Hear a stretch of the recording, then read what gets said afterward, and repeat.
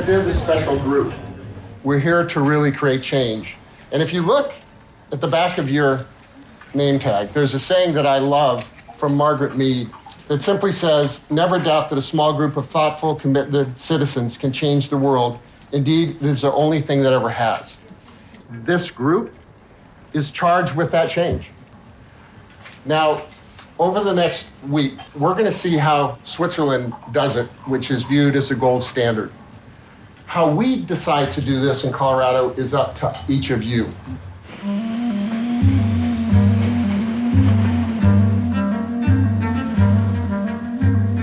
We have an employment opportunity of 5.8 million jobs that are currently going unfilled, ranging from software developers to welders, apprenticeship. And the model that's here in Switzerland provides us with that answer. It is an opportunity for Colorado to be at the forefront, not just of education, but of employment.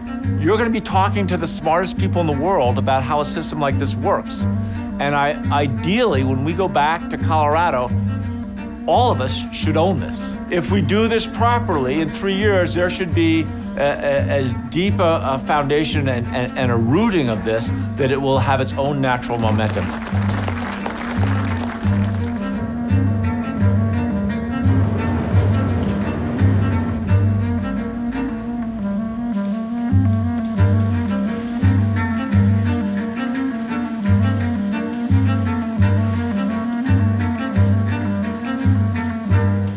What we are trying to do is really to put the apprentices in the driver's seat, if you will, so that they have to decide what they want to learn and to really be responsible for their own apprenticeship.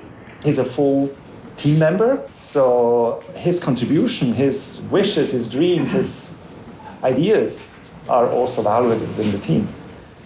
My work, all stuff that I do is used. That makes me proud.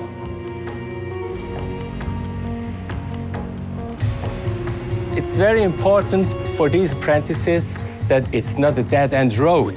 They might enter university, do their bachelor or master degree. It's a possibility when you're starting with an apprenticeship that you end with your PhD. Is it easy to move around from Credit Suisse to USB? So after the apprenticeship, you can always decide if you would like to work on with Credit Suisse or if you would like to go in somewhere else. It's up to you if you'd like to do that. We are here in the maintenance and repair. You can see here all around the trains. If a train has error, it comes in. This error can be electronic error or a mechanical error. I will tell you about the vocational education we have at school, which is from the canton.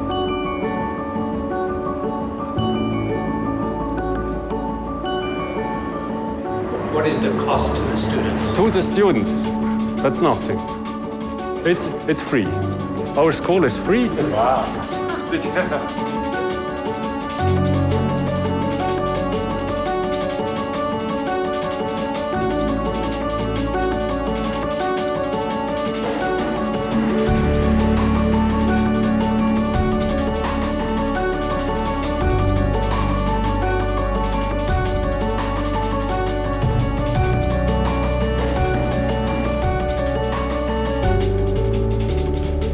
What's your thoughts and reaction to the Swiss system, what you've seen?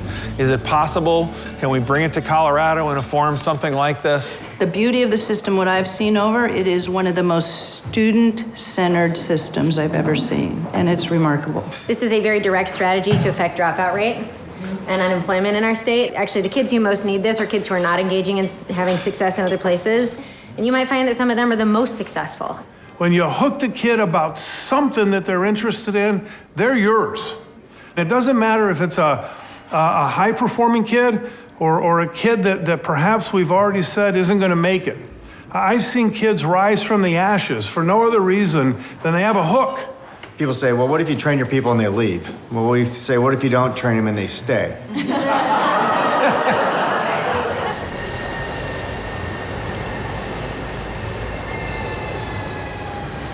So why apprenticeship?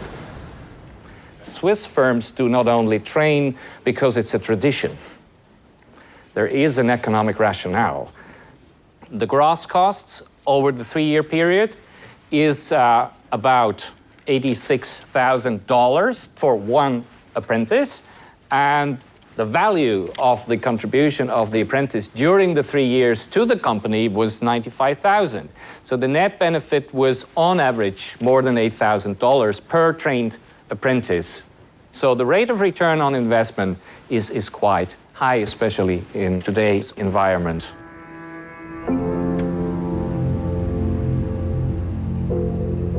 These people are the backbone of our organization. They are the backbone of Polaris. We invest into young talents, and obviously we are not thinking first, are they going to stay? Is it an investment from the company? No, it is an investment into young people for making sure that we have got a lower unemployment rate. It's a general investment. The unemployment among kids, young adults, in Switzerland was like zero, essentially. 2.4%. 2.4%, so functionally zero, Yeah. 2.4%. Yeah. And I think about how high that unemployment is in the United States. I don't know if they said in your group, but in America, business is consumers of the education process. Here, they're producers of it. Right. But that's a fundamental shift. It's a big shift. From consumer to producer.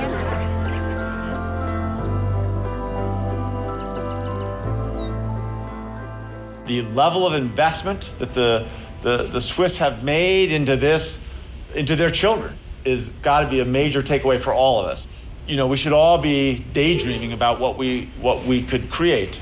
I think this is probably one of the best things I think the United States can do, whether it's economically, whether it's creating happiness, whether it's reducing poverty.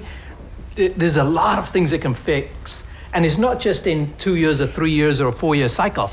This can go on for generations.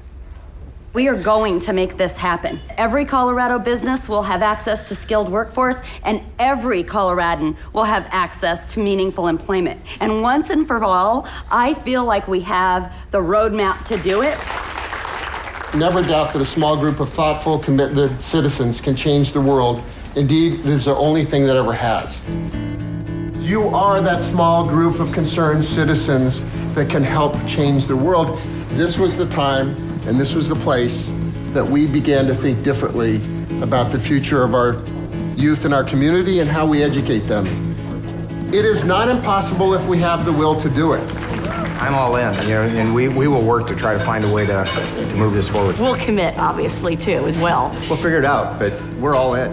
I'll give you 54,000 kids. Okay? We'll commit to you that we have the kids, they're extraordinary, and this will help all our kids. We can make this happen. We have to make this happen. So we're all in.